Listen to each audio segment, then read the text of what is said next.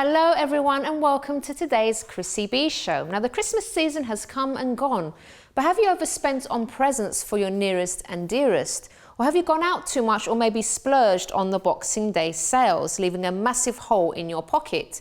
If so, then this show is for you. Listen to this. According to thisismoney.co.uk, back in January 2015, 1 in 8 Britons could struggle to make ends meet this month, meaning January 2015, after spending more than they could afford over Christmas. The Money Advice Trust said more than 12% of the 2,000 people polled expected their finances to slip back in January as a result of their spending over the festive period. So clearly this is nothing new. Today we're going to help people cope with debt they've racked up over Christmas. And to help us with that, we have with us our resident debt expert, Priti Shah, and she'll be answering all those financial debt questions right here in the studio. I'll also be speaking to resident psychologist, Dr. Audrey Tang, who'll be telling us more about the mental health effects debt can cause. Plus, we'll be meeting Morten and Maria Storgaard from Denmark, who'll be joining us via Skype, a couple that found themselves so overwhelmed with debt, they managed to design a creative way to help them become debt-free. Now, the fitter your body is, the fitter your mind will be to deal with any issues you might have, including debt and depression problems.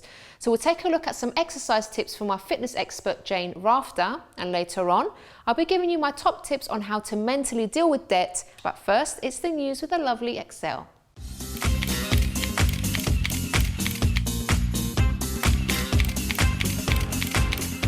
Welcome to the show, Excel. So a very important topic that we need to discuss, because obviously some people have racked up a lot of debts. Maybe they had debts already and just added more to them, or maybe they didn't have debts and they just kind of went crazy over the festive period. Absolutely, Chrissy. I think it's important here to mention the fact that, I mean, we've heard the expression prevention is better than cure. And I think some of the things I found in doing research for this topic today is that a lot of the time, if we think ahead, we kind of reduce the burden we have to then face after all the festivities. That's like telling our viewers, told you so. No, not really. I'm just trying to say Christmas comes around every year. You know, we kind of need to plan ahead. I think that's something that's quite central, because actually one article I looked at is from America, so they were a bit cheeky in this article. It says, Christmas has been celebrated on December 25th for more than 1,500 years, so there is no excuse for being unprepared. So I think it's about being wise and being sort of like planning ahead, really, because you find a lot of, I suppose they call them like Christmas clubs, where you can put money aside to, you know, to plan ahead for the year. So you have 11 months to get ready. So I think that's the important thing, really, because I mean, sometimes we get carried away, I suppose, by, you know, all the sales and all the different things going on, especially, you know, when you can find that you can get all these presents and all of that. So sometimes we can get carried away, but I think it's about being wise and being careful. Something important here that is highlighted, one thing I found central, is that we need to make lists. Because I think when you make a list as well, you kind of focus yourself in making specific purchases. For example, you want to buy a present, you make a list. If you just go into a shop and go, ooh, let's see what's out there, you might end up spending more than you bargained for. And I think another little trick as well is that if you know that you, say, like I said, you want to make a purchase and you know that you might get carried away, cash, if you have cash in your hand, you spend it less than if you just wave in the plastic and swipe it as you go. So I think something important as well, that a good way of dealing with the after the season debts that could be accumulated is that the money, let me find the, this is money.co.uk is where I found this, where it talks about having like a 4-week plan in the beginning of the year. And the first week talks about laying foundation. So we plan, take stock of the position that you now find yourself in. You need to work out how much debt you're in, who you owe the money to, and when you have to pay it off by. It's about establishing that, again, I suppose, making a list. And on week 2, it talks about handling your credit card debts, that people would have used credit cards to get themselves through the Christmas period. So it's about then finding a way of researching and find a good way of paying it back. Because oftentimes as well, especially in this time of the year, in January time of the year, you often find like introductory credit card offers, for example, where they tell you can transfer your balance for 0%, and it often gives you a longer period of time, like, for example, I think a minimum of about 24 months, where you have a chance of paying back what you owe at 0%. So at least that is some relieving some of the stress as well, some of the burden. And then it talks about week 3 to trim your outgoings and switch your way to make more money. So it talks about looking at your outgoings to make sure you're not paying out any unnecessary extras, because then you could save money every month. So it gives you more valuable pounds to use towards your debt. For example, if you don't normally have your household bills paid by direct debit, oftentimes when you pay by direct debit, you actually get a discount. So that's another way as well of actually cutting back on some things. So it ends up that, you do save some money when you pay by direct debit. And then it talks about also looking at maybe switching energy providers, for example, looking at all these different things, because again, this is the time of the year when you might have other energy suppliers wanting to sort of get business. So it's a good thing to hunt around and also see how you can cut your costs from there. I think another useful tip is some people, like in terms of energy, they tend to rely on estimated bills. But if you actually read your own meter, for example, and you actually have an actual bill to send to an actual reading, then you get charged for what you've actually used and not an estimation, because they generally just estimate like, oh, it's winter or whatever season, so this is what we expect them to use. But when you actually read your meter for what you have actually used, you find that you actually shave off some of the pounds as well. So small things, all of this is quite small, but if you see everything together, it does add up and make a difference. It really does, absolutely, really does add up. I mean, I can use myself as an example. There was a period of time where I wasn't reading my meter because I just assumed that, okay, I didn't really see it as that important. I knew it was there. I had a meter, but I never read my electricity, the whole flat was electricity. I never read my electricity meter, and they always used to send me estimated bills, I never thought about it. Until one day I thought, hold on, let me actually, I think I just made a change one day. I think I must have read an article like this, and I read my meter and I sent it in. The electricity company actually said, hold on, we need to send somebody around to read it, because that estimate was like months ago. They thought maybe I was being fraudulent. But they actually sent somebody around and realized that they actually paid me back money, like substantial amount of money, because I had been paying every month towards it, like a direct debit. So it's definitely worth checking these things. Yeah, so I had a couple of £100, and I thought, yay! But I didn't blow it all at once. In the sales. Absolutely, I didn't go to the sales, And then also it talks again in week 4 to sort out your mortgage or cut your rent. So again, it's sort of linked to having to find out different suppliers. So for example, it's about changing, if you find out that your rate, for example, of your mortgage is either on a fixed or a tracker rate deal. I mean, again, this is for people who are homeowners, or even if you rent, it might be worth downsizing. For example, if you have maybe you probably lived in a 2-3 bedroom flat, you might want to think about downsizing to a one bedroom flat. So even if it's just for a while, just to pay your debts off, it's not forever. It's just you have to make the sacrifices now. Exactly, it's about making those changes to be with regards to your situation, to deal with what's going on now. It doesn't mean that you can't go back to how you were in previously, but it's about planning to know how to sort of cut your coat according to the cloth you have right now, and sort of take responsibility in that way. And I think something that's worth mentioning as well is that even with a debt, I find it says here, where is it? It says there are, like you actually said in the introduction, there are about almost 9 million people in the UK have a serious debt problem. And I think it talks again about having a debt management plan, which you can consolidate all your debts into a monthly payment. Again, it's about having that one-to-one consultation with debt companies, or even Citizens Advice as well. They can actually help you to face the debts head on. And something I got from the Money Advice charity, who ran a national debt line, the top 3 tips to get out of debt. They say, set a budget. So sit down and work out how much money you have coming in and what you need to spend. And don't forget to account for annual expenditure like car insurance and road tax and all of that, so you know how to input that in as well. Number 2, it sounds like a silly point, but open all of your statements. It says, ignoring the problem will only make it worse. So take a deep breath, open all your statements, and get a handle of how much you owe. Because I think sometimes we see the letter, ooh, it's from the bank. Oof!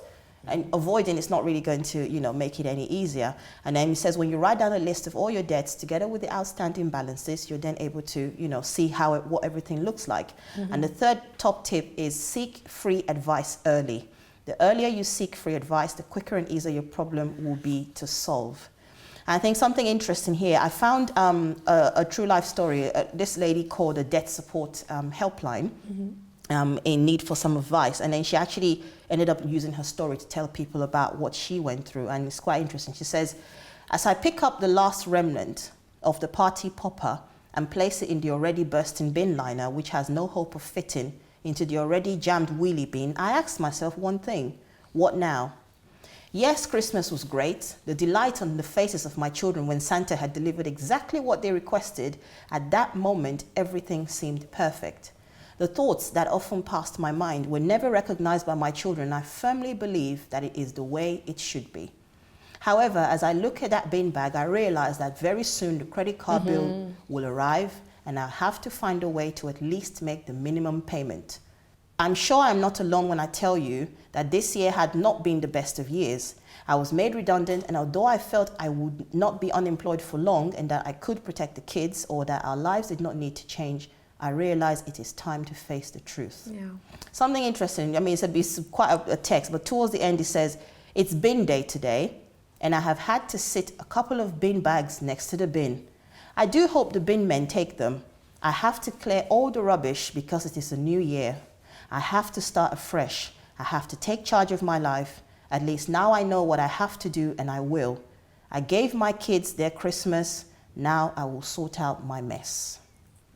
So I think that's the situation a lot of people. But you know what? I think we don't give children enough credit sometimes, because depending on their age, even if they're quite young sometimes, if you sit them down and explain to them, look, we can't have the Christmas we normally have because mummy's not working, daddy's not working, lost their job. So you'd be surprised at their reaction. Yeah. But it's just sometimes we just want to protect them. Okay, I know it's a natural parental instinct, but you know, like you said, I think you need to give them more credit. Like you said, you need to give, because I think I remember featuring a story a couple of Christmases ago where these parents actually decided they weren't going to buy their kids any toys that year and got them to recycle what they had indoors, and they had a phenomenal time for Christmas. There you go, people. So, all right, so that's just another option. All right, so thank you so much for coming on. We'll see you again soon. Certainly. All right, guys, so up next we have our resident psychologist, Dr. Audrey Tang, and speaking with Morten and Maria Storgaard, who'll be sharing their story of how they tackled their debt issues head on. And later on, I'll be giving my own top tips on how to mentally deal with debt. That's only here on The Chrissy B Show.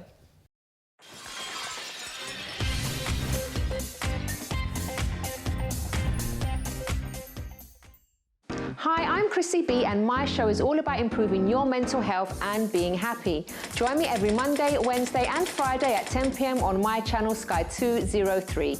Visit chrissybshow.tv for more information and subscribe to our YouTube channel Chrissy B Show. You can also follow us on Twitter and Instagram at Chrissy B Show and on our Facebook page, The Chrissy B Show.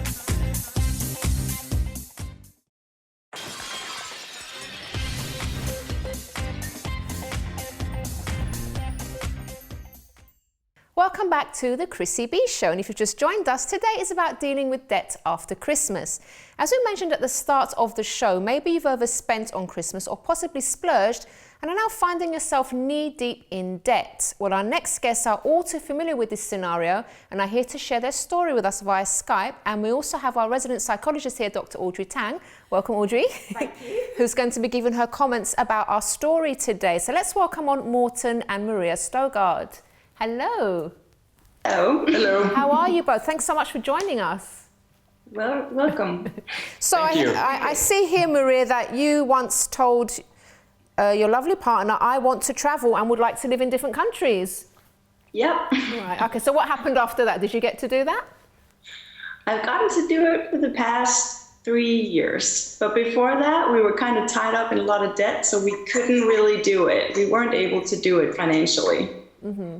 How did you manage to accumulate the debts? Was it just normal spending? Did something happen? It was different things. One part, I think it was like 1/3 old company debt. One third student loans, and 1/3 spending. Okay. Stuff. Yeah. All right. So then when the two of you got together, did that ease the debt issues, or did you find that it got worse? How was that? Well, he had a lot more student loans than me. Yeah, I had worked out quite a lot of student loans, and I think the company we did together, so So overall, I think we were Pretty even. We were in it together. Yeah. Okay. Now you've actually done something very interesting with your home, haven't you? That has enabled you to pay off quite a bit of your debts. I believe you're still paying some of it off, but you're also able to do the things that you've always wanted to do. Can you explain to our viewers what you've done? Yeah. Yeah. Actually, we chose to downsize our space. We lived in 4 rooms, and now we live in 2 rooms. So we decided to rent out and have a tenant move into our apartment with us. So for the past, I think, 3 or 4 years, we've had several people living together with us, and that has been, of course, it's been a challenge, but it's also been very, very cool and awesome to. Yeah, in many ways, surprisingly. And people, they asked us all the time, how can you, a married couple, sacrifice your privacy? And we're just like, well, I really want to travel. And there's just no place in the budget for it. Like, we don't have the money, so we have to do something. So. Yeah, so basically the money we spend on rent, we saved on rent, we put into a savings account, and we spent those money traveling, because traveling wasn't really part of our budget. It wasn't really possible to have a travel part on the budget. Now, was it quite difficult to downsize? Because obviously you're living in half the space that you were living in before. How did you actually manage to do that? It took a couple of years. Yeah, but it's kind of difficult deciding when you're going through everything, what you want to keep and what you want to get rid of.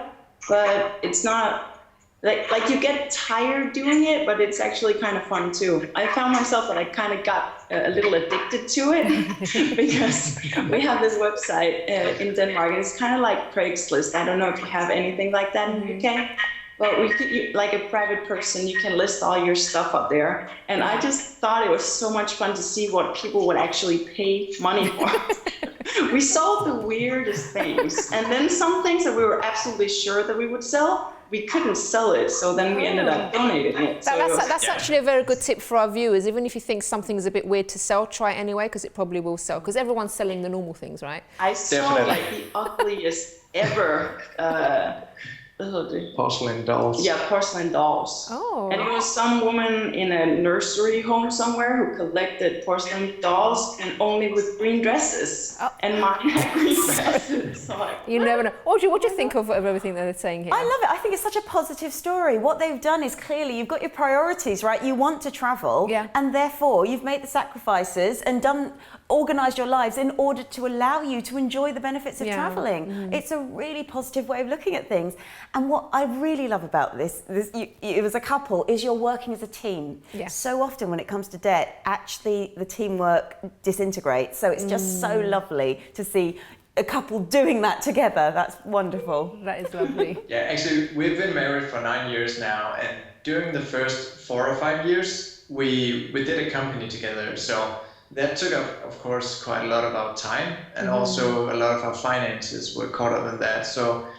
So we agreed that after a couple of years, we would choose to go after Maria's dreams, because the company was my dream, and it didn't really go so well. So he got 5 years, and now I have so 5 now years. we're going to travel for 4 or 5 years and get Maria's priorities. I love this couple. Great. Now it's travel years, and I'm enjoying it quite a bit too. Oh, of course, that's really nice. So it's interesting that you chose to do it this way rather than sort of working a lot more hours, because obviously that meant that you wouldn't be spending much time together. So it seems like your time together is also very important to both of you. Yeah, I think when we started the whole downsizing process, I think the key elements for us in the beginning was to really, as you mentioned, to get our priorities straight. So we chose to have 3 priorities, and one of them was financial freedom, geographical independence, and then time.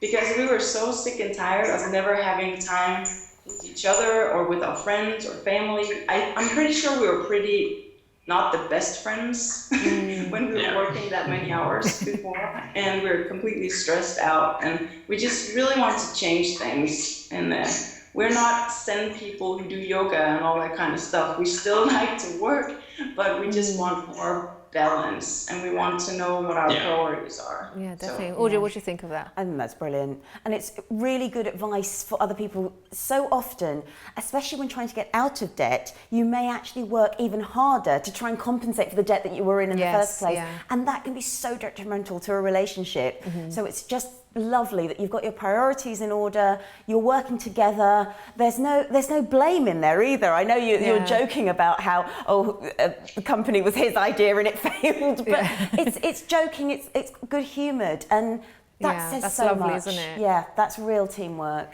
Now, where do you live at the moment?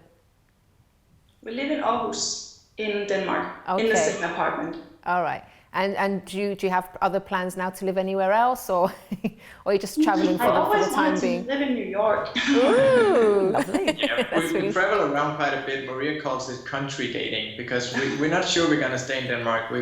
We had a month last year in California, and 2 months in Africa, and 2 months in Thailand during the last year, and also a couple of weeks in London actually. So we're just kind of checking out different places and also seeing what's actually possible, because it's all these regulations of where you can live and so on with the business and stuff. So and enjoying the freedom. Oh, that's lovely. So we're definitely not sure that we're going to stay in Denmark or Copenhagen, but the world's your oyster, right? Now, what advice would you give to couples that are in debt and they're finding it really hard? Maybe it's causing problems in their relationship. What would you advise them? I think it's really important to know why you're doing it, and put a big enough reward at the end. If it was possible, I'm pretty introvert as a person and I need time alone. But because traveling was so important to me, it made it possible for me to still share our private space at home, because I really wanted to travel. So the benefit was big enough. And I think sometimes, especially we've paid off our loans through 4.5, 5 years. So it's quite a long stretch, and I know some people do it for longer, but it just gets really, really draining sometimes. It's not always fun. Sometimes you're on a high, and other times it's just kind of... Yeah, sometimes it gets to you. So sometimes it just gets to you. So you need to put milestones and put in little rewards. Mm-hmm. Okay. So eat at a night or something. Don't be too afraid to celebrate and spend a little money celebrating stuff that you actually do you think that once, for example, everything's maybe great financially, that you will carry on having a lodger, or do you think you'd want the house back to yourselves? We actually paid off our loans 1 month ago. Oh, done! Yeah. So we're thinking it might be time to get some privacy back. Oh, but we'll work around it. So we'll find some way where it's still possible to travel. But now we can actually afford the apartment, and we couldn't before. So maybe. Yeah, so this is still pretty new, and we're getting used to living in a small space, and it's actually kind of cute, and we like it in there. So I don't think we want to move back into 100 square meters and stuff like that. So no. So let's see what happens. Benefits surround. Maria and Morten, thank you so much. It's been an absolute pleasure speaking to both of you. I think you're great. Thank you so much. You've definitely helped our viewers. Okay, so Audrey, wonderful story. I love them. Oh, fantastic. They really are brilliant. And actually, if they go to New York, living in a small space will be absolutely fine for them. So it's really good that they obviously they've managed to pay off all their loans. It has taken a little while, but not as long as maybe some people would take. What I notice about them is they're very pragmatic about everything, and they're very realistic. What Maria was saying was, yes, she needs her privacy and enjoys her privacy, but if traveling meant so much to her, little sacrifices. And it is about knowing what it is that you want and what it is that you need, and then what the difference is between the two. And once you can work that out, actually it's very easy to downsize if you have to, or sell possessions if you have to. And as I said before, the teamwork between them is one of the most important things. That's really lovely to see. Now, unfortunately, not everyone is like Morten and Maria, and they really, the debt issue does affect them mentally. What advice would you give to someone that is maybe even having a mental health problem because of the debt? Yeah, I mean, with this lovely couple, they were talking about student loans. There's a difference between priority debts and non-priority debts, and a student loan would be a non-priority debt. It's not going to mean that you have nowhere to live. If you are defaulting on a mortgage, if you're defaulting on court fees, those sorts of things, then they are priority debts, which means that actually you do need to work very hard to clear those first. So that's one difference between them and, say, a different couple struggling. The other thing is to remember that once you've faced up to debt, because it actually is, it can be a very secretive place. It might well be that one half of the couple has racked up the debt and is afraid to tell the other, or maybe one half has been made redundant and they don't want to say because of shame or guilt or whatever is going on. But once you've faced up to it, actually that's the beginning of a journey to rid yourself of the debt. It's not actually straight away a happy ending. Sometimes with mental health issues, once you've faced up to it, you're getting the right help you need. It's very supportive all the way.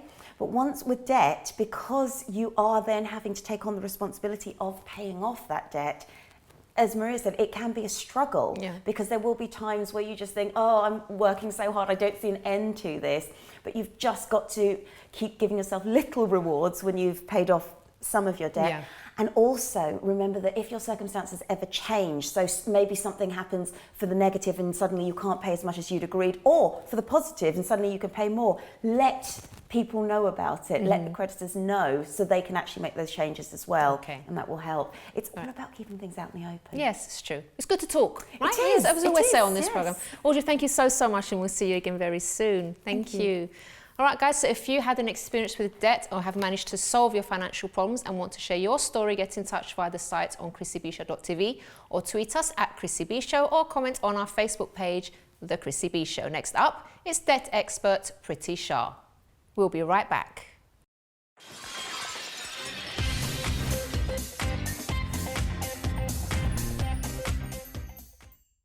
Hi, I'm Chrissy B, and my show is all about improving your mental health and being happy. Join me every Monday, Wednesday and Friday at 10 p.m. on my channel Sky 203. Visit chrissybshow.tv for more information and subscribe to our YouTube channel Chrissy B Show. You can also follow us on Twitter and Instagram at Chrissy B Show and on our Facebook page, The Chrissy B Show.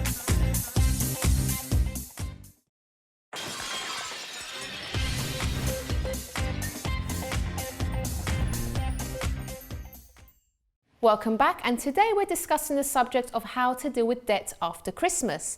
And we're now joined by our debt expert, Priti Shah. Hello, Priti. Hi, Chrissy. Nice to be back. It's lovely to have you on again. So obviously, some people have gotten themselves into a little bit of trouble or big trouble, depending, after Christmas. There was a lot of pressure to spend, and there was a lot of pressure to buy lots of gifts and go out and all that kind of stuff. And now, you know, the bills are coming in. Difficult situation for people. It can be. And one of the things people really have to watch out for is a 4-letter word, sale. Because after Christmas, the temptation to continue spending with the bargains in the sales is another big problem. So what I would really suggest to people is don't go mad in the sales. Make a list of what you actually want to buy and then stick to that, because that's another way of things getting out of control. So if they have got into debt over the Christmas period, first thing, don't panic. Look at your credit card bills, look at your overdraft, and start to think, okay, where am I going to control my spending for the upcoming year so that you can pay down those debts and get them back into control. Now, obviously, a lot of people, especially with the sales, it's kind of difficult to say to people, well, don't go to the sales, don't buy anything else, because the temptation is always there. And because also you don't want to kind of deprive yourself and get even more depressed and feel worse than what you're feeling already by depriving yourself even more. But is there like a kind of absolutely. Let's think about this. Sales are great because it's an opportunity to pick up a bargain, correct? Yeah. It's only a bargain if you really wanted it. Because if you're just going to go to the sale and spend money because it's cheap, and then that item sits at the back of your wardrobe or in your garage, what was the point of wasting your money? So I would say sales are fantastic, but pre-list what you want to buy and try and what stick you to need, it. what you Yeah, need. exactly. Because you see, the temptation is you see something cheap, so you buy it, then you think, oh, I don't need it, I'll return it. You miss your 28 days, you don't get around to returning it, then it's in the garage, in the loft, in the cupboard, no use to you. So make a list, decide what you actually need or want, then go and look for it and search for it. And if you pick it up in the sale, great, but otherwise don't waste your money. Sales come round again and again. There isn't just the January sale anymore, is there? Yeah, it's true. Yeah, because you get them in July, you're going to get them We had them in before September. Christmas. Exactly. Yeah. So don't kind of have this attitude of, if I don't get it now, I'm going to miss out.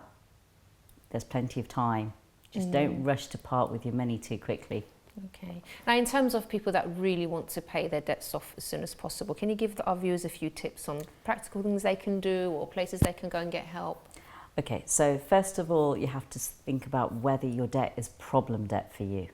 Okay, so what does problem debt mean? Well, it means simply do a budget. Look at your income, reduce it by all your outgoings, so your mortgage, your rent, your council tax, your utilities, your food, your luxuries like going out, you know, of an evening. Put all of that in. If at the end of the month, say you've got £300 left, and then you add up the minimum payments on your credit cards, and that adds up to £400. You've got a shortfall, and what you're really doing is you're using your credit cards to pay for themselves. That's problem debt, and that's where you really need proper good advice. Places to go to for advice, that's what you were asking me, weren't you? All right, so what you want is proper good advice, which doesn't mean go and talk to the man in the pub. All right, because that's the temptation. You go and talk to your friends, you do a bit of internet searching, you start going on forums and you're picking up information, but the validity of that information, it may not be right. Things change over time.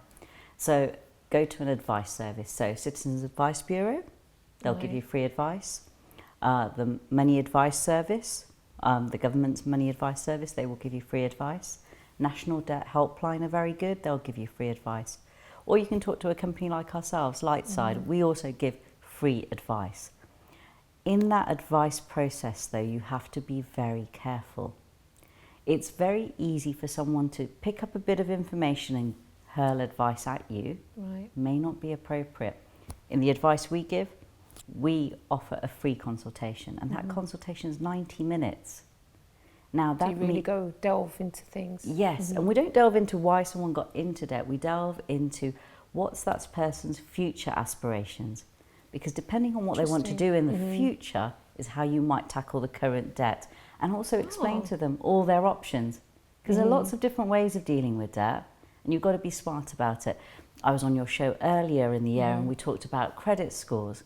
People have to understand that when they're dealing with their debt, because it does depend what they want to do in their future, whether their credit file is important to them, whether their debt currently is going to cause them a problem, which means it needs to be dealt with quickly, effectively, so they can improve their credit score to do other things in the future. That isn't a 5-minute conversation now, is it? So you want good quality advice to deal with debt. That's really interesting that you look at all the aspects and the futures. And it's just so nice to know that there are people out there willing to help. You know, you've got the free help, you've got organisations such as yourself. So, you know, there's no need to take this on by yourself and try and do it all yourself and get yourself into worse debt. There's always help out there for you. This is it, and that's a really important thing people should realise, that you're not alone. There are lots of people who need debt advice, who need debt being dealt with, and you don't have to do it on your own. Get proper professional advice. That's a really strong message that your show gives out, which is great. Brilliant. All right, so let's take a look at now. Obviously, one big problem that people get into huge debts is due to payday loans. So we're just going to take a look at this video, Priti, and you can give your comments on it as well. Let's find out what this is.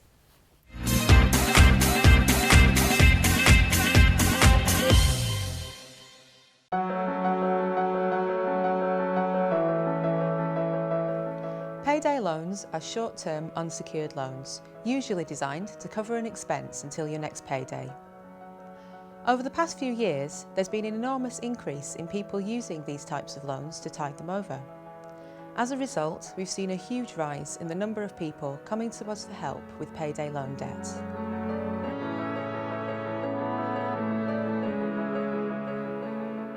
Payday loan debts can quickly spiral because of their extremely high interest rates. If you don't pay back the loan on the date it's due, the lender can add extra charges or extend the length of the loan by rolling over payments. If there isn't enough money in your account to repay the loan, the lender will continue to try and take the money, even in smaller amounts. They may also contact you to insist on payment.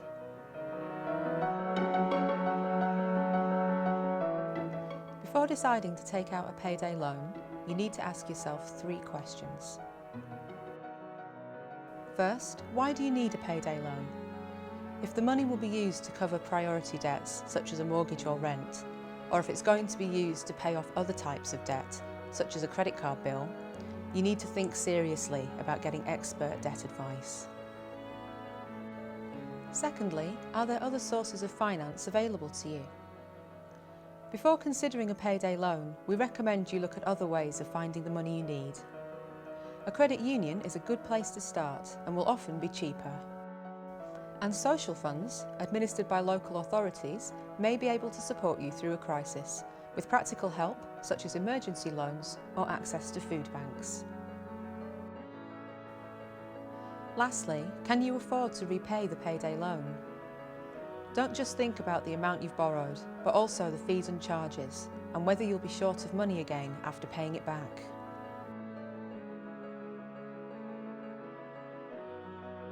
If you're struggling with debt, a payday loan isn't the answer. Instead, get realistic debt advice from us. We'll provide you with a personal action plan which will tell you the best way to deal with your debts. If you need help with payday loans, call our free helpline now or visit Debt Remedy through our website.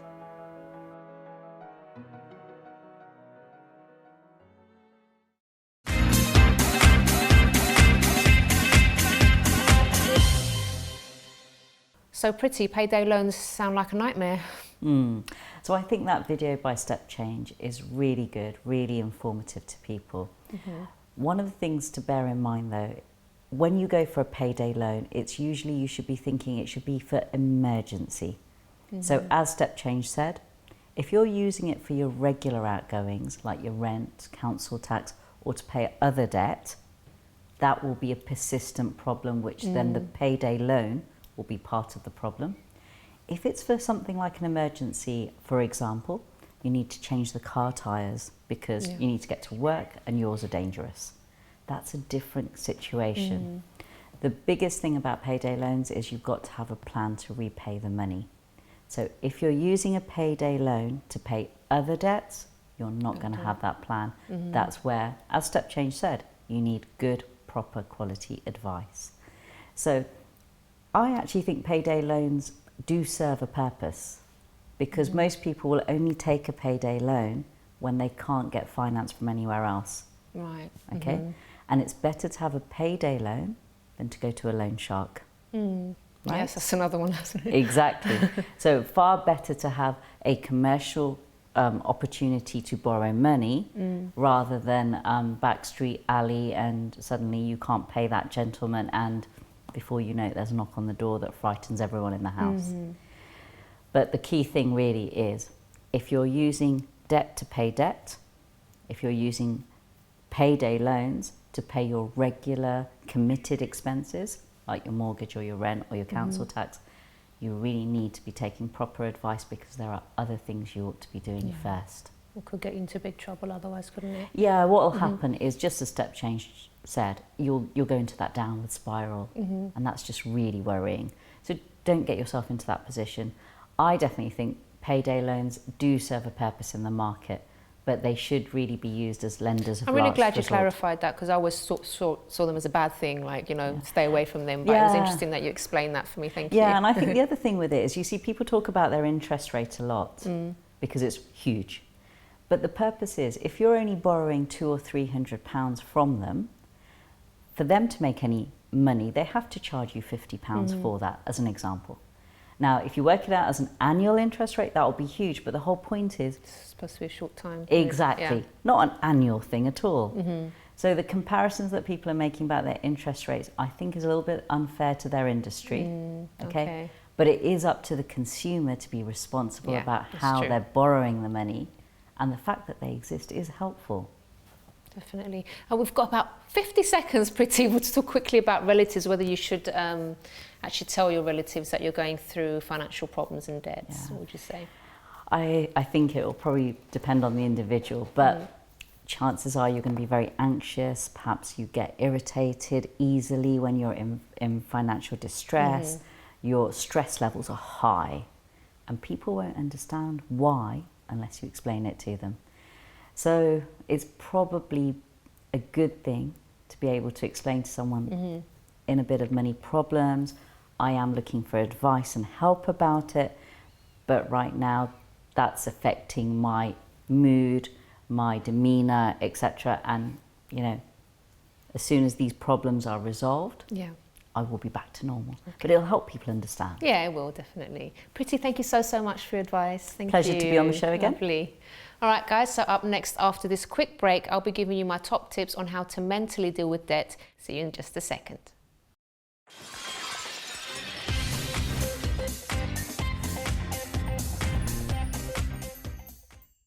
Hi, I'm Chrissy B, and my show is all about improving your mental health and being happy. Join me every Monday, Wednesday and Friday at 10 p.m. on my channel Sky 203.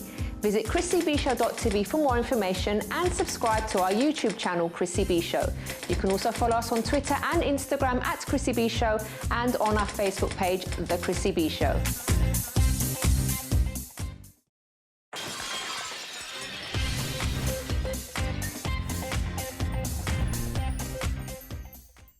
Welcome back, everybody, to today's Chrissy B Show. And this episode has been all about how to deal with debts after Christmas, or in general too, actually.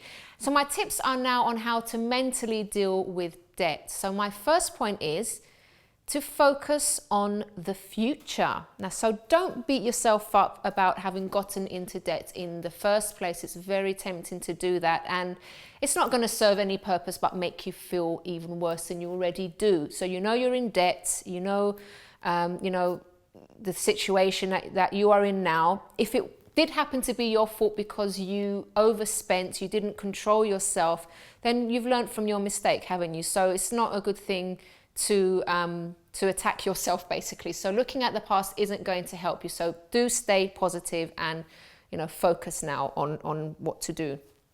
My second point is to get help. So we have spoken about this throughout the program today, and studies have actually shown that asking for help reduces stress levels. And I think part of that is because you know inside that you are doing something about the problem. It's not just there and it's not being dealt with. Once you do ask for that help, you've taken an active step, basically, and that always makes us feel better. And experts often make you see things differently, and they give you options of that maybe you've never even thought of before. So that's definitely a way to go. My third point is, as we've also mentioned today with Excel, the news at the beginning, have a budget. You will again feel more in control and you will feel better mentally if you have a budget, because again, it's another step of doing something about the problem rather than just letting it get out of hand. And my fourth point is, get to the root of your debt. Now, your debt may actually be linked to something you are going through. Now, I have a friend who got herself into very serious debt, not because she wanted lots of clothes or anything, but it was something that happened. Her grandmother died suddenly. She was very, very close to her grandmother. And, they spent a lot of time together. And I think within a few weeks, her gran got very sick and she died. And it was a massive shock. And the way she coped with it was to go out and shop and spend hundreds of pounds on things.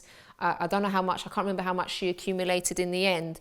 But the way she was shopping wasn't normal, if you see what I mean, because she would buy the same item in lots of different colours. So that was actually a mental health issue. So for many people, spending money is a way to actually maybe boost their mood because they're feeling really low about something. It could be to reward themselves or to make up for disappointments. There's lots and lots of different reasons why people get into debt. It's not just a case of, obviously that we have those that are made redundant and they can't keep up with bills and with their mortgage. But putting that aside, others that just spend and get themselves into debt that way, it may be a deeper issue that needs to be addressed, because you could, work really hard and put all the advice into practice that we've given on the show today. You could get yourself out of debt, but if you don't deal with the root of it, if there is a root, then it won't be long before you get yourself into debt again. Okay, so I hope those 4 points have helped you. And, we are in a new year, so we really want you guys at home to get out of debt, deal with any issues you have, and lead a happier, healthier life, as we always say on this program. Now, keeping a healthy body and mind, on another point now, is very important for life in general, but especially if you're going through any issues. But if a gym membership is not within your budget right now, then head outdoors instead for a more cost-effective way to burn the stress away. Let's take a look at this.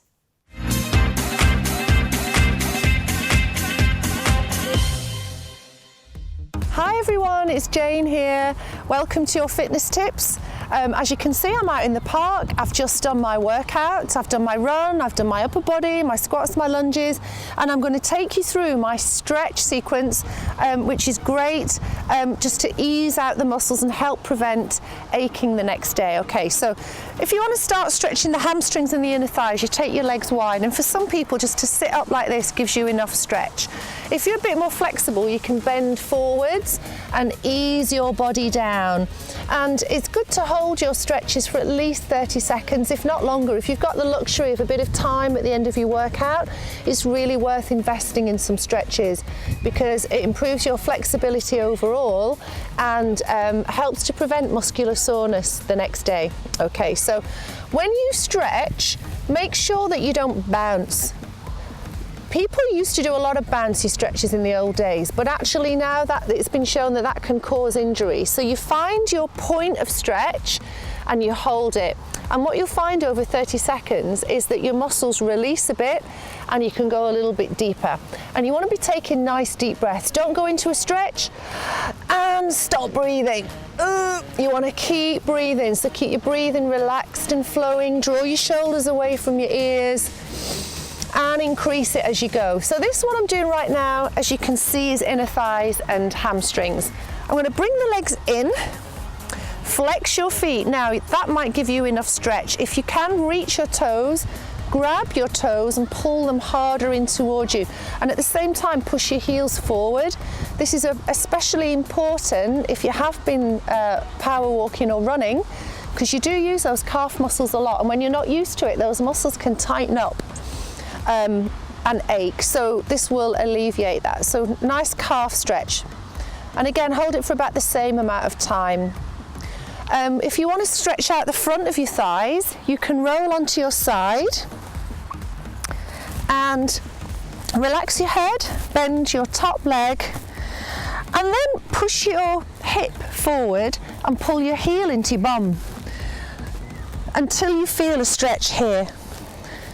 And you can sunbathe at the same time. So it's perfect. I'm going to show you a stretch for the outer thighs and the glutes. If you lie down on your back, one leg straight, pull the other leg across, one arm out and turn and look that way, and you get a lovely stretch down the outer thigh and into your glutes. If you've been working your bum in the park, this will give you a really nice stretch here. And also some nice side rolls just to ease out any tension and completely relax. And when you feel ready and stretched out, you're done. And I'll see you at the next workout, guys. Bye.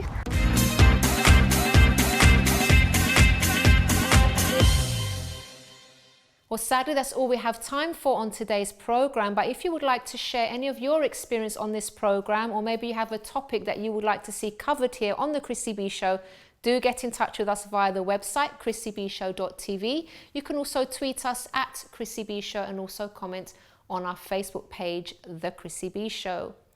Also, if you would like to get in touch with me personally, maybe you are going through a mental health issue or an issue that's affecting you, making you feel low, making you feel stressed, you can also email me or get in contact with me and ask me a question. Or, if you just want some general advice, I'm happy to help you. You can contact me in two ways, via the website, chrissybshow.tv, And you can also visit my personal website, mylifeafterdepression.com.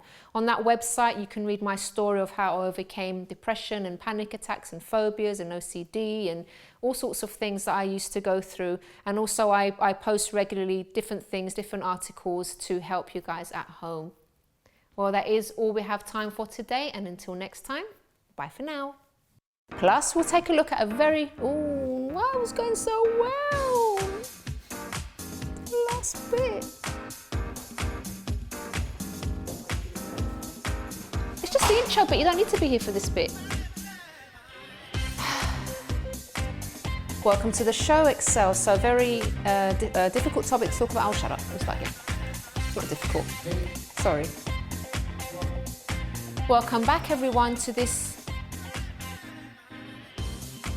Well, sadly, that's all we have time for today, but it's if you have a